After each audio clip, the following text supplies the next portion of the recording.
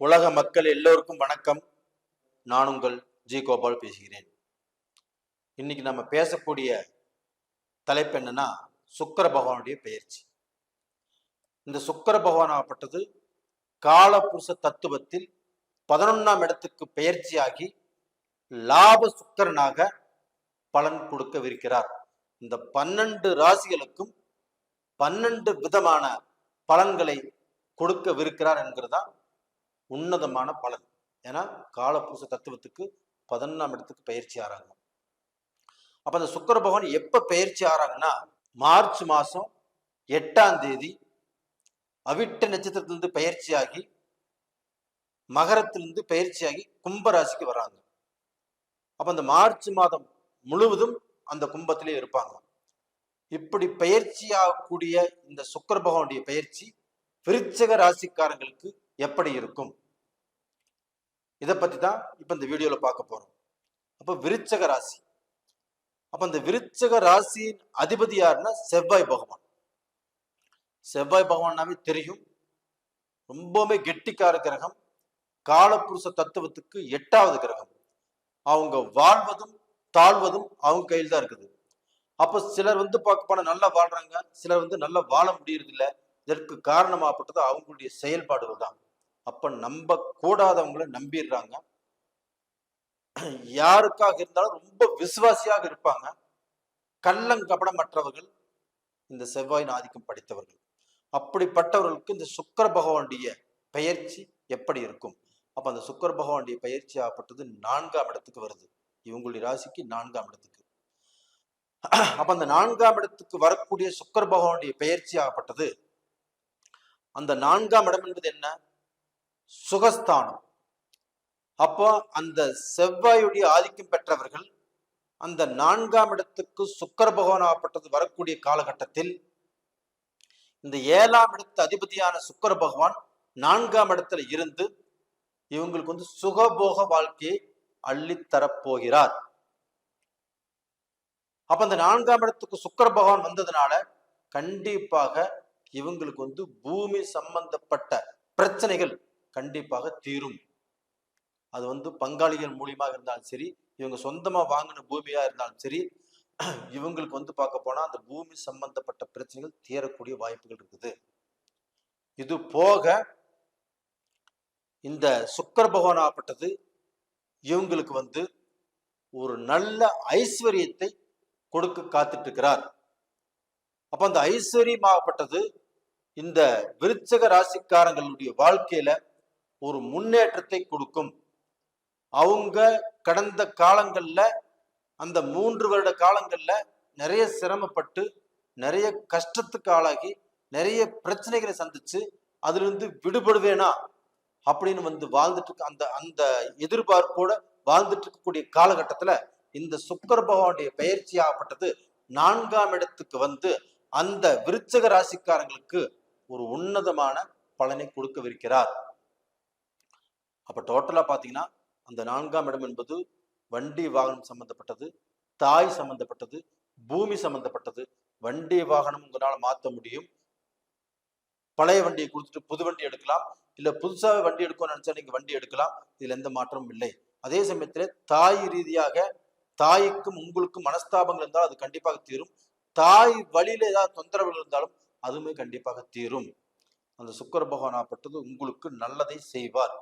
அது மட்டும் இல்ல, இந்த சுக்கிர பகவானுடைய ஆதிக்கம் யாராக இருந்தாலும் கண்டிப்பா இருக்கணும். அப்ப அந்த சுக்கிர பகவானுடைய ஆதிக்கம் ஆகப்பட்டது தன்னுடைய ஆசைகள் அனைத்துக்கும் காரணம் சுக்கிர பகவான் தான். அப்ப தன்னுடைய ஆசைகள் நிறைவேற வேண்டாமா? அப்ப அந்த தன்னுடைய ஆசைகள் நிறைவேறணும். தான் எடுத்த விஷயத்துல நம்ம ஜாம்புவானாக வரணும். இல்ல நாம அதை நம்ம அதை கரெக்ட் நம்ம அதை நம்ம அந்த காரியத்தை நம்ம சாதிக்கணும் அப்படின்னா அந்த சுக்கிர பகவானுடைய அனுகிரகம் வேணும். அப்ப நாம் பிறந்த ஜென்ம ஜாதகத்துல நம்மளுக்கு நடக்கக்கூடிய அந்த தசா புத்திகள்ல சுக்கிர பகவான் எப்படி இருக்கிறாருன்னு பாருங்க. உங்களுக்கு நடக்கக்கூடிய தசா புத்திகள் சாதகமாக இருக்கிறதா பாதகமாக இருக்கிறதா அதை பாருங்க. அப்படி பார்த்தா தான் இந்த சுக்கிர பகவான் ஆகப்பட்ட உங்களுக்கு நல்லா இருந்துட்டாருன்னா உங்களுக்கு இன்னுமே ஒரு நல்ல சிறப்பான பலன்கள் கண்டிப்பா கிடைக்கும்.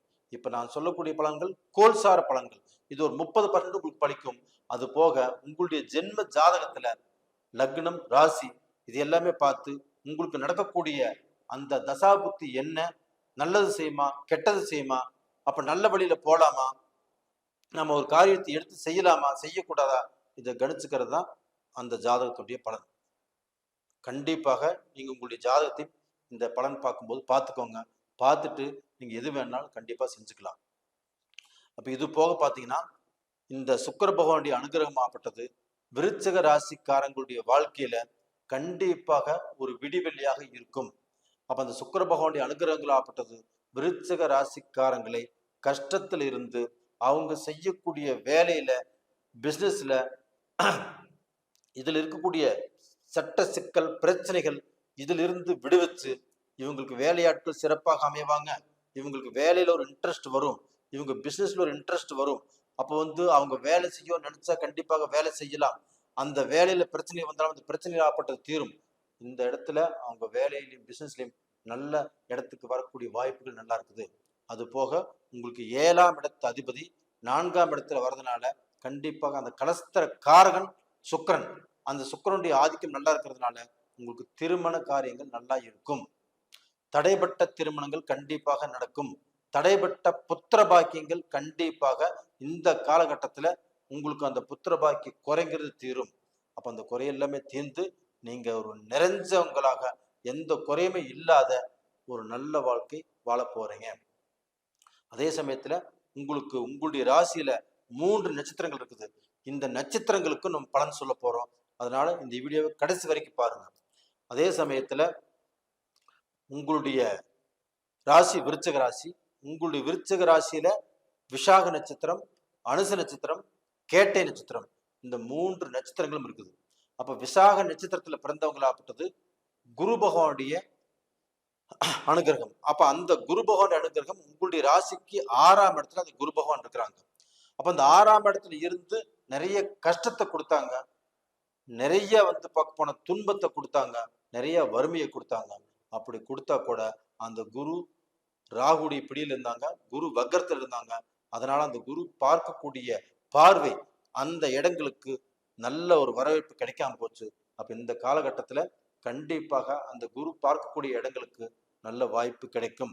அப்ப அந்த விசாக நட்சத்திரத்துல பிறந்தவங்களாகப்பட்டது இந்த குருடைய ஆதிக்கம் நல்லா இருக்கிறதுனால 6ஆம் இடம் என்பது ஒரு அழிவு ஸ்தானம் தான். அது பார்க்க போனா குரு இருக்கிற இடத்தை விட தான் பார்க்கக்கூடிய இடத்துக்கு சிறப்பு. அப்ப அந்த குரு பார்க்கக்கூடிய ஸ்தானங்கள் நல்லா இருக்கிறதுனால கண்டிப்பாக நீங்க நல்லா இருப்பீங்க. இது போக அனுச நட்சத்திரம் சனி பகவானுடைய நட்சத்திரம்.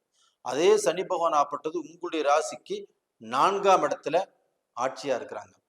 அப்போ இது அர்த்தாஷ்டம சனி அப்படின்ட்டு இருந்தா கூட இந்த சனி பகவான் ஆப்பட்டது 4ஆம் இடத்துல ஆட்சியாக இருந்து இந்த விருச்சிக ராசிக்காரங்களுக்கு நல்ல பலனைத்தான் கொடுப்பாரோடையோ கண்டிப்பாக கெட்ட பலனை கொடுக்க மாட்டாரு.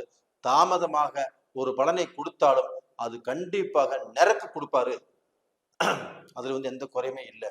அடுத்ததாகப்பட்டது கேட்டை நட்சத்திரம், புதனுடைய நட்சத்திரம்.